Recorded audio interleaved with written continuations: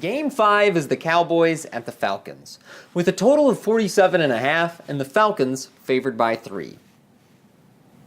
I haven't played Cowboys quarterback Dak Prescott in fantasy yet, but I might do it this week with his matchup against an Atlanta defense that's allowed the most touchdown drives in the league. While Dak has yet to reach 300 passing yards this year, most of the season was spent without a true number one receiver, and Dak adds about 25 yards a game on the ground.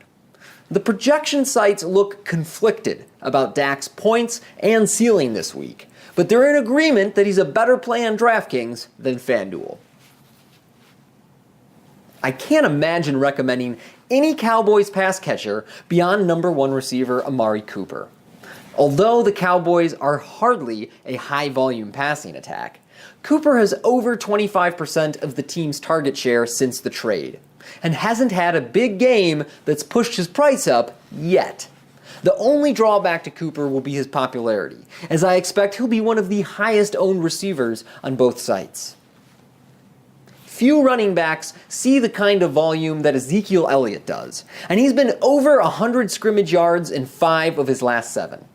The Falcons are allowing 155 scrimmage yards a game to opposing backfields, and everybody will want a piece of Zeke this Sunday. While he'll be popular on both sites, it's worth noting that his price has made a $1,000 jump on DraftKings in just 1 week, so I'll probably have more exposure to Zeke over on FanDuel.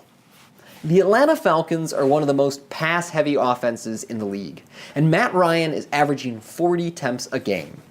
The Falcons' volume, coupled with their offensive talent, always gives Ryan a ceiling, and he's thrown for over 330 yards in his last 4 games. The only quarterbacks who haven't posted solid games against the Dallas defense are Alex Smith and Blake Bortles, so you can fire up Matty Ice with confidence. The only drawback is that it'll be popular, but ownership is typically spread out at quarterback. Leading receiver Julio Jones is finally showing some consistency, with over 100 yards in his last 4 games and touchdowns in his last 2.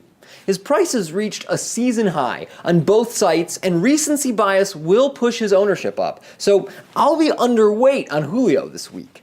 Second option, Calvin Ridley, feels too expensive for a guy who only gets 5 targets a game, but he could always fluke a couple touchdowns.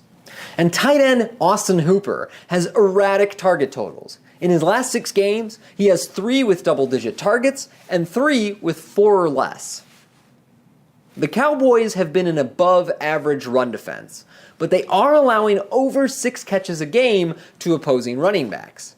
That creates an intriguing matchup for Tevin Coleman, and makes him a better play on the points per reception format of DraftKings, where he's noticeably cheaper than FanDuel. The same can be said for change-of-pace back Ito Smith, who's unplayable on FanDuel, but so cheap on DraftKings that he could pay off his price if he scores a touchdown.